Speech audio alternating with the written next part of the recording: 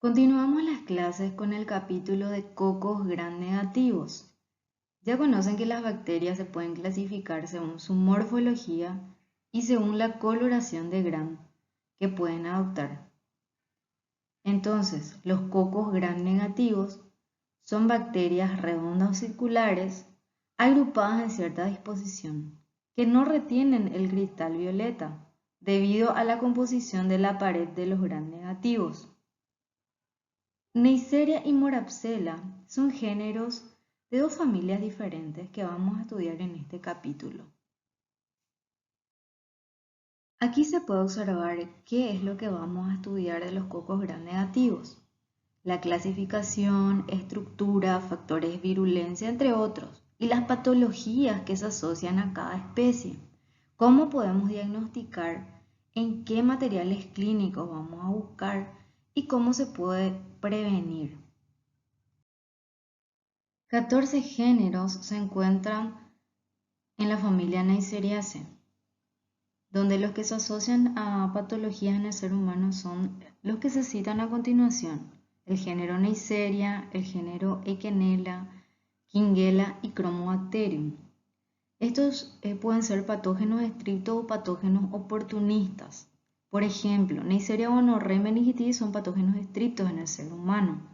Eikenella corrodens y Kingella kinge colonizan generalmente la cavidad bucal o orofaringea del ser humano y son también patógenos oportunistas. Chromobacterium violacea es un patógeno oportunista que se encuentra en el ambiente. Iniciamos con el estudio del género Neisseria. Estas se pueden clasificar en patógenas y no patógenas y oportunistas. En realidad existen más de 20 especies de este género, Neisseria. Las citadas aquí son las que están asociadas a humanos. Las dos primeras son patógenas estrictas del ser humano, como mencionábamos anteriormente, Neisseria gonorrhoeae y meningitis. Las otras especies se pueden encontrar en orofaringe, nasofaringe o colonizando otras membranas como las anogenitales. Las bacterias de la familia Neisseriaceae pueden habitar en nasofaringe y amígdalas. La morfología de los cocos gram negativos que pertenecen a la familia Neisseriaceae son diplococos que se asemejan a los granos de café, como se indica en la imagen. Para el cultivo de especies patógenas se necesitan medios especiales, ya que poseen ciertos requerimientos nutricionales para su desarrollo. Cuando realizamos la coloración de gram de los materiales clínicos, podemos observar justamente la presencia de estos cocos gram negativos que se pueden encontrar intracelulares, de estos polimorfos nucleares como se observa en la imagen, y también de forma extracelular. Para el cultivo de estas bacterias, ya que son exigentes, necesitan de la adición de sangre, los componentes que se encuentran en la sangre para poder crecer, de una atmósfera de dióxido de carbono de 5 al 10% y una temperatura de 37 grados centígrados. Como podemos observar en esta placa de cultivo, el aislamiento de colonias lisas, mucoides, incoloras blanco-grisáceas, no hemolíticas características de este género. Bueno, aquí les quiero mostrar de que no todas las especies de Neisseria crecen en los mismos medios de cultivo. Algunos son menos exigentes, como las especies no patógenas, entonces crecen en medios generales, como lavar sangre. Otros necesitan de requerimientos nutricionales más específicos, como en el caso de Neisseria gonorrhoeae. Aquí podemos observar la estructura de Neisseria meningitis. La pared celular de esta bacteria es la de las bacterias gram negativas. Tiene una delgada capa de peptidoglucano entre las membranas citoplasmáticas interna y externa. Otros componentes que podemos encontrar es la presencia de pili, que participan en la unión a las células del hospedador, también así en la movilidad y puede ser también en la transferencia de material genético. También consta de otras proteínas de membrana como las proteínas porina por A y por B, que permiten el paso de nutrientes y desechos. Las proteínas OPA también intervienen en la unión con células epiteliales y en la señalización intercelular. También constan de lipo-oligosacáridos que se componen de lípido A y una región central de oligosacáridos. Este lípido A posee actividad de endotoxina. La cápsula de polisacáridos permite clasificar a estas bacterias en 13 serogrupos, 6 de los cuales están asociados a epidemias y 5 son responsables de más del 90% de los cuadros clínicos que se presentan, que son los que están resaltados en color rojo. Aquí se pueden observar los 13 serogrupos y los 5 que se encuentran más frecuentemente asociados a enfermedades. Muchos de los componentes estructurales de esta bacteria actúan como factores de virulencia, los que ya habíamos mencionado como el pili, la endotoxina que se encuentra dentro de los lipo-oligosacáridos, las proteínas de membrana que tiene, también ciertas enzimas que puede producir esta bacteria como proteasas que degradan la inmunoglobulina A. Algo que hay que resaltar aquí es que la cápsula polisacárida que tiene constituye el mayor factor de virulencia de esta bacteria, ya que le protege de la fagocitosis, de la opsonización y también de la actividad bactericida del suero. Con respecto a la patogenia Neisseria meningitidis, ¿cómo ingresa esta bacteria al organismo y cuál es el camino que sigue luego? El modo de transmisión es a través de gotitas o secreciones respiratorias que pueden salir de la nariz o de la garganta de los individuos que están infectados. O sea, la puerta de entrada de esta bacteria es la rinofaringe y también la conjuntiva.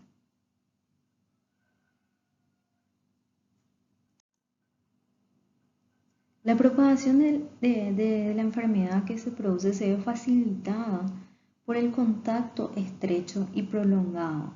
¿En qué casos, por ejemplo? En caso de los estornudos, de tos, besos, compartir cubiertos, compartir dormitorios con una persona que se encuentra infectada. Los factores que ayudan a la transmisibilidad son el tabaquismo activo o pasivo, la presencia de infecciones virales dentro del tracto respiratorio superior, las condiciones de hacinamiento y también épocas de sequía. El único reservorio de esta bacteria es el hombre. Entonces, en el proceso de interacción huésped-bacteria, las bacterias invaden las células de la mucosa nasofaringea y orofaringea y de ahí penetran al torrente sanguíneo por endocitosis hasta alcanzar el sitio de acción que son las meninges. Existen personas que pueden ser portadoras faríngeas de esta bacteria y no presentar la enfermedad, pero cuando las condiciones del huésped se ven alteradas, presentar justamente cuadros meningios. Esta aportación ronda alrededor del 10 al 20% en la población, según lo reportado. Diferentes cuadros clínicos se pueden presentar. Cuadros de rinofaringitis En el ingreso al organismo humano, esta bacteria puede ocasionar o no un cuadro de rinofaringitis. Entonces, esta persona se transforma en un portador de microorganismos y un potencial transmisor de la enfermedad por un tiempo variable de días o semanas. Una vez que Neisseria meningitis pasa al sistema sanguíneo y llega hasta la meninge, puede provocar lo que se denomina meningitis, que es una inflamación de las membranas meningias.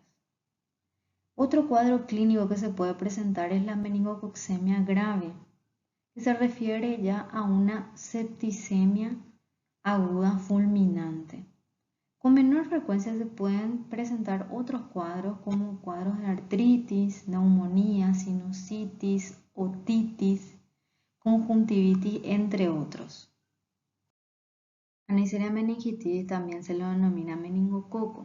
¿Cuáles son los signos y síntomas que producen cuando provoca la meningitis? Estos son cefalea intensa, rigidez en la nuca, fotofobia, fiebre, vómitos, confusión, rash cutáneo, convulsiones, signos de irritación meningia, entre otros. Aquí se puede observar los signos de irritación meningia como el signo de Kernight y Brudzinski. El signo de Kernight se refiere a cierta rigidez que presentan los tendones.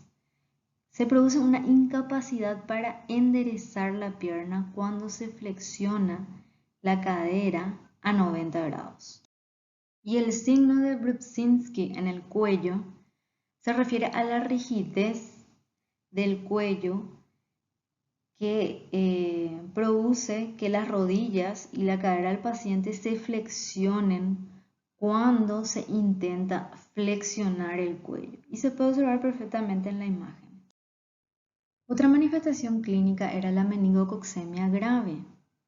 También se le denomina síndrome de Waterhouse. Es una septicemia de carácter aguda, fulminante, con erupción hemorrágica petequial, sobre todo en el torso y en las extremidades. Puede presentar un inicio brusco, fiebre, escalofríos, náuseas, entre otros, y dolores musculares y articulares. En estas imágenes se pueden observar las petequias en las extremidades. Estas incluyen el sangrado dentro de la piel, que se denominan petequias y púrpura, así como la muerte del tejido implicado. Esto puede llevar a necrosis o gangrena. Si el paciente sobrevive, estas áreas suelen dejar cicatrices. Con respecto a la evolución y al pronóstico, esta infección se desarrolla entre los 2 a 10 días de contacto con el enfermo. Sería, digamos, el periodo de incubación. Apareciendo los síntomas, deben ser tratados entre las 24 y 36 horas, ya que pasado este periodo la mortalidad aumenta. Neisseria meningitis y su epidemiología. Podemos decir que afecta exclusivamente al ser humano. Hasta hace pocos años se observaba la mayor frecuencia en África subsahariana, donde es una región que se denomina cinturón de la meningitis, que va desde Senegal al oeste hasta Etiopía al este. Incluye 26 países. Es un problema sanitario importante en todo el mundo.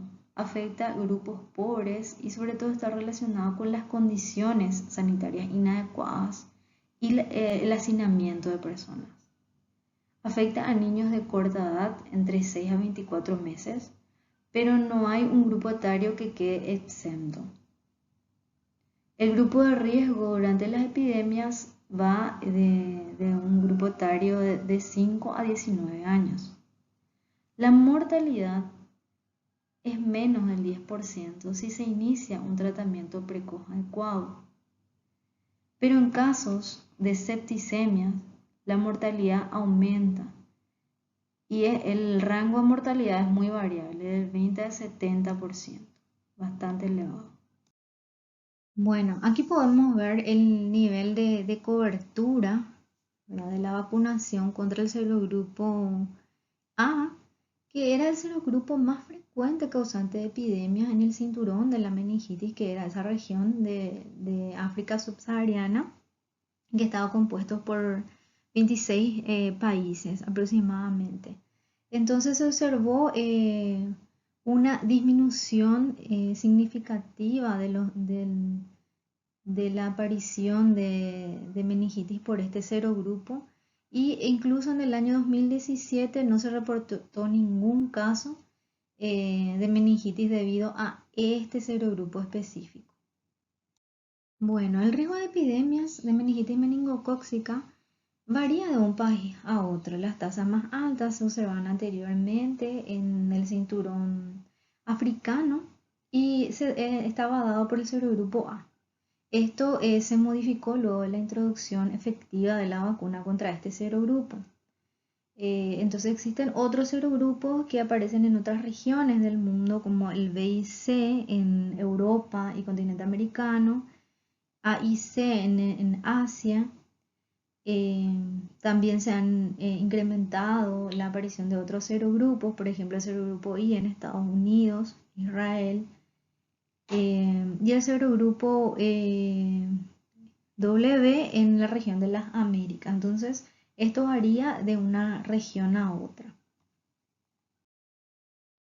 Los objetivos de la Organización Mundial de la Salud es eliminar los brotes epidémicos de meningitis, reducir el número de casos que se pueden prevenir mediante la vacunación y también disminuir esas secuelas permanentes que pueden quedar en las personas afectadas. Esta publicación me parece interesante ya que describe la enfermedad meningocócica en Paraguay en un periodo de estudio desde 1996 hasta el 2015. En este gráfico se pueden observar los casos registrados y confirmados, ¿verdad?, en cada uno de esos años. Como conclusión, se pudo sacar de que el serogrupo más frecuente en nuestro país era el serogrupo B, en el 60,3% de los casos. También mencionaba que en los últimos 2 años habían aumentado los casos de enfermedad meningocócica por los serogrupos C y W. El grupo de edad más afectado descrito fue el de menores de 1 año con el 19%, seguido de menores de 1 a 5 años con el 17%. ¿Cómo puedo diagnosticar una meningitis? Para diagnosticar una meningitis yo debo realizar una punción lumbar. De esta forma yo puedo obtener lo que se denomina LCR o líquido cefalorraquídeo. Esto me va a permitir distinguir entre si la meningitis es bacteriana o es viral. Me va a dar una presunción, ya que con el estudio citoquímico yo voy a ver si es que tiene una gran cantidad de células inflamatorias polimorfonucleares o son mononucleares. Entonces, si son polimorfonucleares, quizás me esté indicando la presencia de alguna bacteria, y con la coloración de Gram yo podría observar justamente si hay la presencia de bacteria y si se trata de un coco, en este caso de un diplococo Gram negativo. Entonces, las muestras a utilizarse son secreción faríngea en el caso de portadores, sangre en el caso que se sospecha ya una bacteriemia o una septicemia, LCR o líquido cefalorraquídeo en el caso de que se sospeche de una meningitis, o sea, tienen que haber signos y síntomas característicos de meningitis. Los procedimientos a realizarse en el laboratorio de microbiología son la realización del frotis, de la coloración de Gram, del cultivo, el estudio de las propiedades bioquímicas, si es oxidasa positiva, catalasa positiva, de las propiedades antigénicas, y también se puede hacer un estudio molecular de PCR en tiempo real para detectar el material genético de esta bacteria. También existen los test rápidos. La prueba de látex se basa en reacciones inmunológicas de aglutinación, ¿verdad? Entre antígeno y anticuerpo. Estas reacciones podemos ver aquí reacciones de aglutinación positiva enfrentándonos a controles negativos o a controles positivos para determinar los diferentes antígenos capsulares que me pueden diferenciar los diferentes serogrupos, como por ejemplo el serogrupo A, el serogrupo B o el serogrupo C o el serogrupo W. Para prevenir la enfermedad meningocócica se encuentran las vacunas. Existen varias vacunas dirigidas a diferentes serogrupos.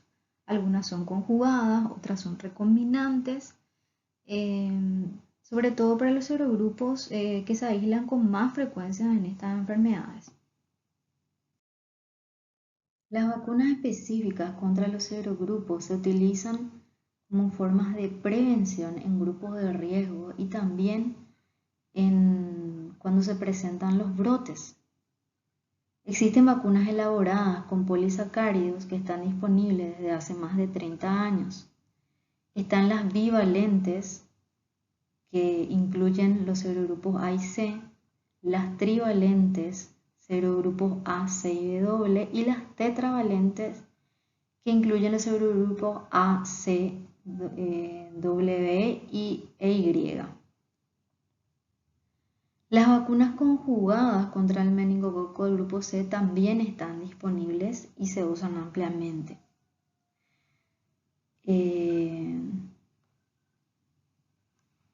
Podemos ver de que en Estados Unidos y en otros países, desde el año 2005, incluyeron esta vacuna tetravalente para niños y adultos. En cuanto al serogrupo B, las primeras vacunas que se hicieron que utilizaban el polisacario capsular se descartaron por ser de baja inmunogenicidad, debido a que la cápsula de este serogrupo presenta una estructura de ácido policiálico similar a lo que está presente en las células humanas. Entonces, se orientó la investigación hacia la producción de vacunas constituidas por otras proteínas de la membrana externa del serogrupo B, especialmente las de clase 1 o las porinas. La primera vacuna contra el serogrupo B está integrada por una combinación de 4 componentes proteínicos y salió a partir del 2004 en el Reino Unido, es de la marca Bexsero. Actualmente también existe otra vacuna contra el serogrupo B, que es una combinación de 2 componentes, una vacuna de 2 componentes. Por último, cabe resaltar que la enfermedad meningocócica puede ser mortal y que debe considerarse siempre como una urgencia médica. El tratamiento antibiótico apropiado lo antes posible reduce la mortalidad que genera, pero también tengo que tener en cuenta de que siempre instaurar el tratamiento después de realizar la punción lumbar del líquido cefalorraquídeo, porque si yo inicio el tratamiento y luego realizo la punción lumbar, probablemente ya no tenga posibilidades de poder aislar la bacteria y confirmar el diagnóstico. Por ese motivo. Bueno, y existen casos en los que se puede realizar profilaxis. ¿Que para qué se realiza? Para prevenir la aparición de casos secundarios en aquellos contactos cercanos que tienen alto riesgo de contraer una enfermedad meningocócica. ¿Qué casos serían esos? Contacto repetido con familiares, personas infectadas, contacto repetido con personas afectadas en instituciones cerradas. Los antibióticos que se pueden utilizar son varios, como la penicilina, la ampicilina, la ceftriaxona. Va a depender de la disponibilidad de cada hospital. Habíamos visto al inicio que la familia Neisseриaceae está compuesto por varios géneros. Los géneros que nosotros vamos a estudiar acá son los del género Neisseria y sus especies patógenas, que son Neisseria meningitidis o el meningococo, y ahora vamos a introducirnos en lo que es Neisseria gonorrhoeae, que provoca lo que conocemos como gonorrea. Neisseria gonorrhoeae fue identificado por primera vez por Albert Neisser, y de ahí viene el nombre del género Neisseria. En general, los nombres de los géneros y las especies están relacionados con los científicos que los descubrieron o los describieron por primera vez o con alguna propiedad inherente del microorganismo. Estos primeros aislados, se obtuvieron a partir de exudados de pacientes con uretritis y oftalmia neonatal. En 1884, otro científico identificó a esta bacteria, que le denominó gonococo, a través de la tinción de Gram como un diplococo Gram negativo. Y posteriormente se pudo aislar este microorganismo en un medio artificial. Este microorganismo es más exigente en cuanto a requerimientos nutricionales que Neisseria meningitidis. Bueno, como dijimos, es un diplococo Gram negativo intracelular con bordes adyacentes aplanados, simulando también a granos de café. Es un patógeno exclusivo también de la especie humana. Tiene afinidad por las mucosas urogenitales en este caso, que es la diferencia con la otra especie. Produce la gonorrea, que es de transmisión por contacto sexual, también conocida con otros nombres como blenorragia, purgaciones, etc. Existe un elevado porcentaje de mujeres que son portadoras asintomáticas, aproximadamente el 50%. Puede afectar el tracto genital inferior y menos frecuentemente el ano, la orofaringe y también la conjuntiva. Es frágil, susceptible a la desecación y a los cambios de temperatura.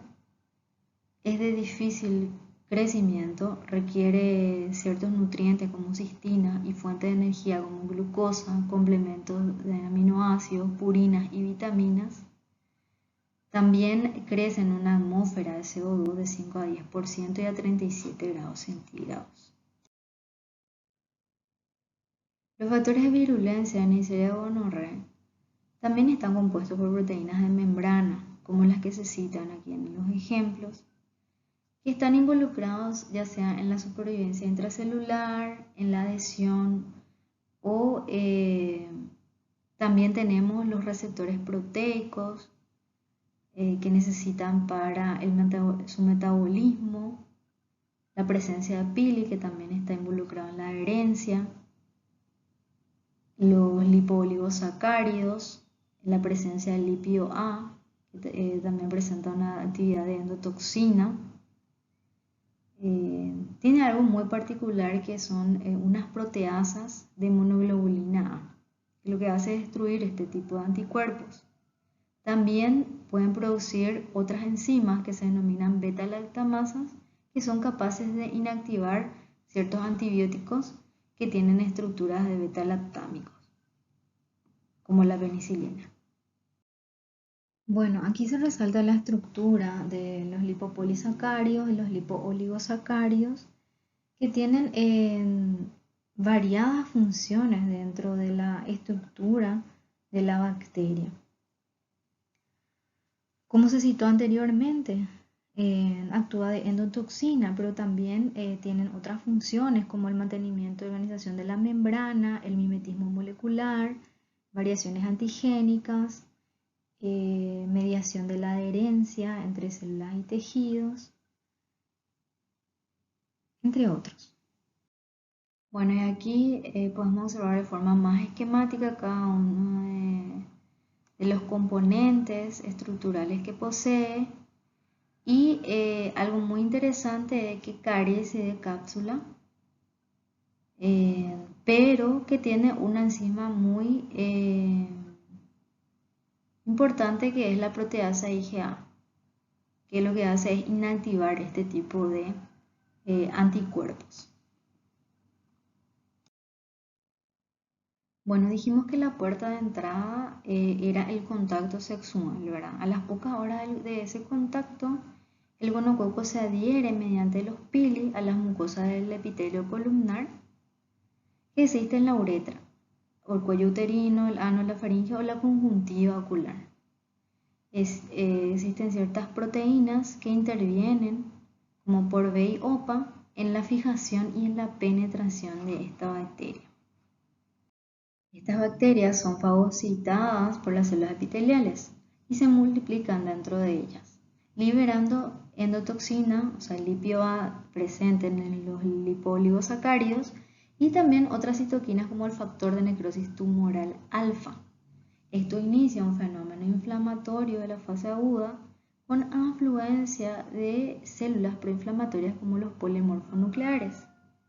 Esto provoca una infección aguda, uretritis, cervicitis o menos frecuentemente artritis, conjuntivitis del recién nacido o EPIS, que son enfermedades pélvicas inflamatorias en la mujer. Con respecto a la epidemiología, los humanos constituyen el único reservorio natural de Neisseria gonorrhoeae. Existe una mayor prevalencia en adultos jóvenes, en un rango etario de 18 a 24 años, de niveles socioeconómicos bajos. Es de distribución mundial y está relacionado con la promiscuidad.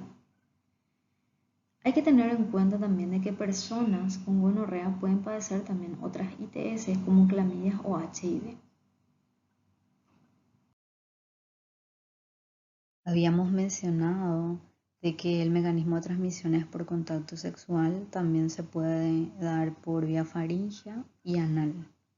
Los niños recién nacidos se pueden infectar a través del canal del parto, si el parto se realiza por parto vaginal. Los portadores asintomáticos son el mayor reservorio de Neisseria gonorrhoeae. En estas imágenes podemos observar la afectación de la conjuntiva ocular afectada en recién nacidos, que se denomina oftalmía gonocócica. Entonces, una mujer que se encuentra infectada puede transmitir esa infección al bebé durante el parto si el parto se hace de forma vaginal, ocasionando esta patología o este tipo de conjuntivitis gonocócica en el recién nacido. En el hombre, esta infección se manifiesta como una uretritis aguda, o sea, una infección aguda de las vías urinarias, que aparece luego del contacto sexual aproximadamente a los 8 días. Se caracteriza por una secreción purulenta que emana de la uretra, con ardor y dolor durante la micción. Entonces, como podemos observar en la figura, si tomamos una muestra de esta secreción y realizamos un frotis, vamos a poder observar en él los diplococos gram negativos, así como abundantes polimorfonucleares. Cabe resaltar de que la infección se puede propagar a otros órganos vecinos como la próstata o el epidídimo, y también de que el gonococo puede actuar como un agente de esterilidad tanto en el hombre como en la mujer. En la mujer, esta infección se manifiesta como una cervicitis aguda luego del contacto sexual. Se produce una secreción purulenta vaginal, ardor y molestias también en la micción. También puede propagarse a otros órganos vecinos, como en el caso de la bartolinitis y cistitis, pero se trata más bien de procesos crónicos. Como había mencionado que el gonococo podría estar asociado con la esterilidad en mujeres, esto se produce debido a que la infección puede obstruir las trompas de falopio, debido a los procesos postinfecciosos que se generan. Bueno, para el diagnóstico de este tipo de infecciones, el material a recoger, en el caso de las mujeres, tiene que ser del endocervix. Entonces, para poder diagnosticar una cervicitis por Neisseria gonorrhoeae, yo debo recoger una secreción del cuello del útero, no una secreción vaginal superficial, tiene que ser del endocervix. Eso hay que diferenciar claramente. Para ello se utiliza un instrumento que se denomina espéculo para evitar que el cepillo toque las paredes externas de la vagina y que llegue exactamente allí donde se encuentra el cuello del útero, como se puede ver en esta imagen. Otros cuadros que podemos observar son peritonitis y artritis gonocócica. Esto se da cuando la infección se extiende más allá de las trompas de falopio, ya hacia el peritoneo. Entonces allí se puede producir una infección generalizada en el abdomen, lo que conocemos como peritonitis. También estas bacterias se pueden extender a través del torrente sanguíneo, ocasionando una gonococcemia. Más esto se da en mujeres jóvenes y posteriormente de la circulación pasar a establecerse en las articulaciones, provocando lo que conocemos como artritis gonocócica. Por lo tanto, finalmente, si comparamos las formas clínicas que se dan en el hombre y en la mujer, nos damos cuenta de que en las mujeres la infección es más bien asintomática y que el cuadro clínico que puede producir son cuadros de cervicitis y uretritis con mayor frecuencia. También se pueden generar complicaciones locales, como ya habíamos mencionado, y cuadros septicémicos. En cambio, en los hombres, en la mayoría de los casos, con mayor frecuencia se presentan uretritis aguda, o sea que son cuadros sintomáticos, y en un escaso número se pueden presentar también cuadros asintomáticos. También podemos tener las complicaciones locales, como habíamos mencionado, la epididimitis, y cuadros sépticos.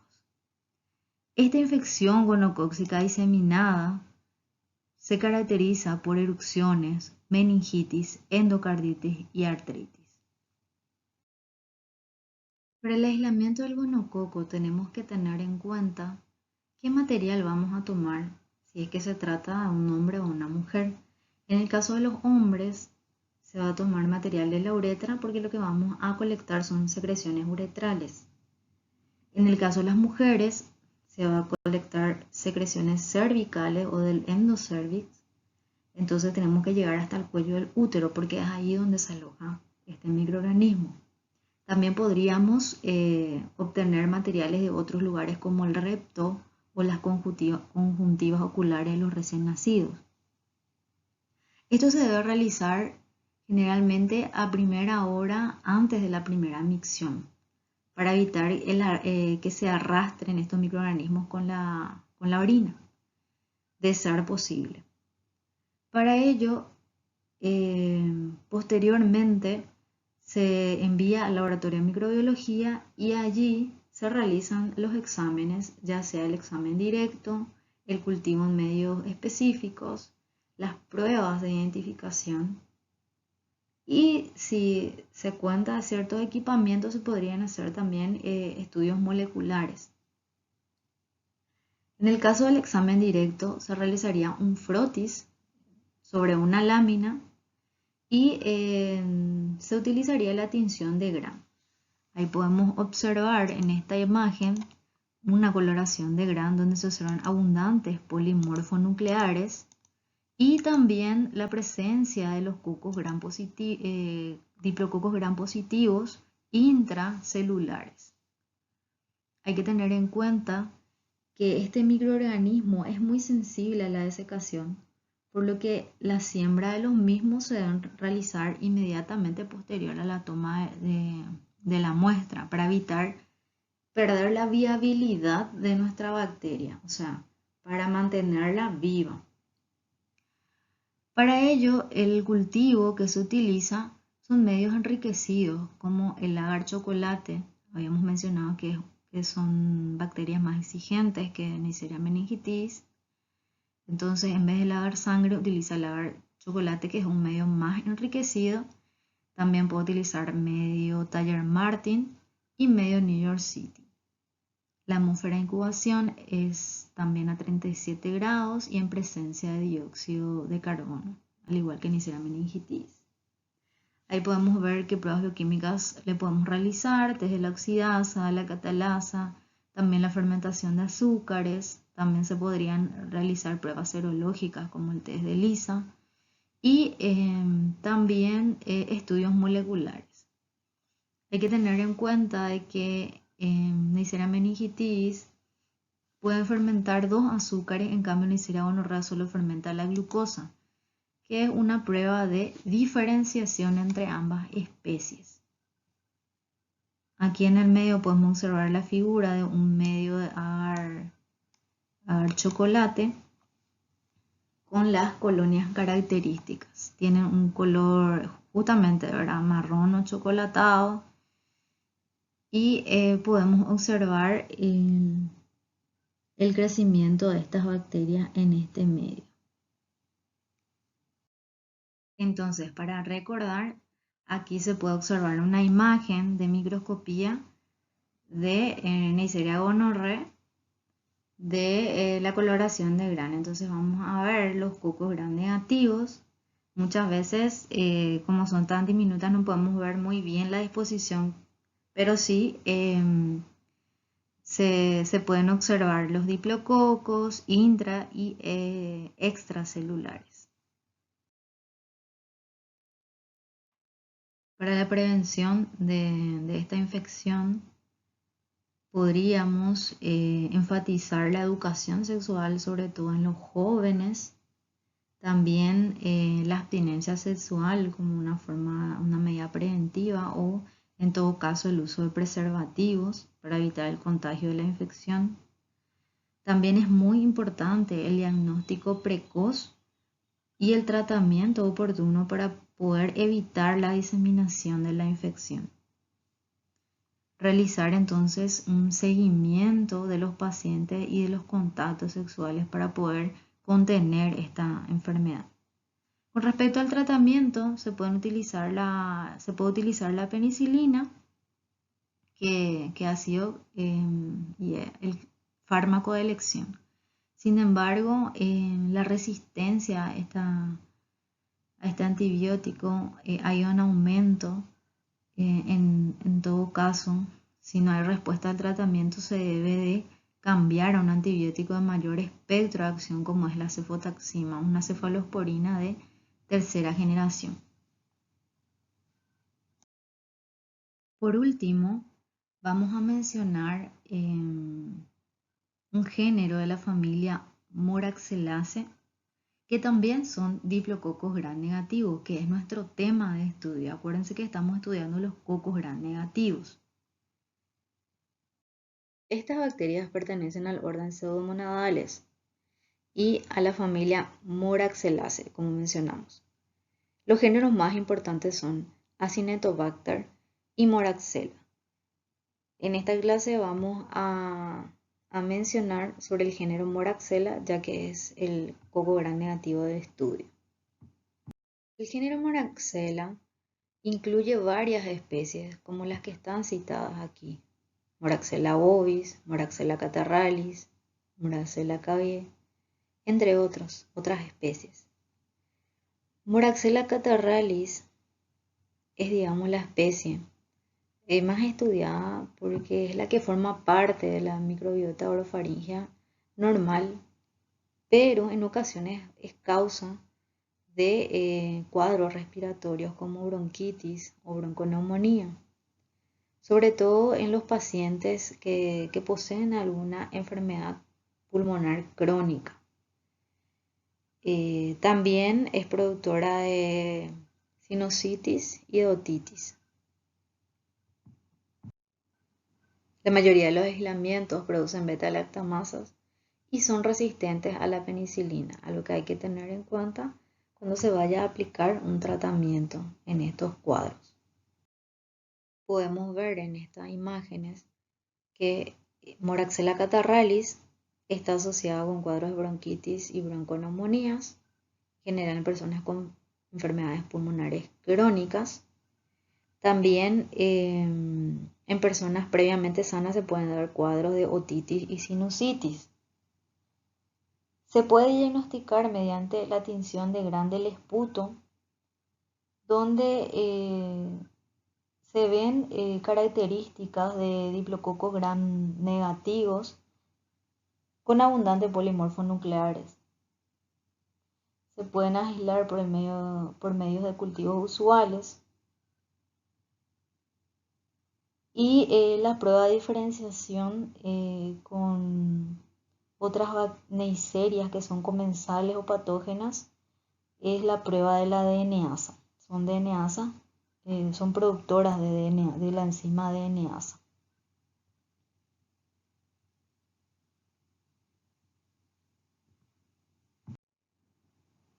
Generalmente el tratamiento de elección es la amoxicilina del ácido, asociada a ácido clavulánico, porque habíamos dicho de que muchas cepas eran productoras de beta-lactamasas. También se podrían utilizar otros antibióticos como cefalosporinas de segunda y tercera generación. Bueno, aquí les dejo entonces la bibliografía que pueden consultar para estudiar este capítulo. Está el libro de Jawetz, el libro de Murray, la presentación en PDF de la clase video grabada y la epidemiología para leer de la presentación, porque es algo que va cambiando constantemente. Muchas gracias a todos. Hasta aquí es la clase número 9 y pueden ir consultando las fuentes bibliográficas y empezar a estudiar. Esta imagen les dejo como anexo. Representa el esquema nacional de vacunación de nuestro país. Entonces, para que vayan observando cuáles son las vacunas que se están aplicando actualmente en nuestro país.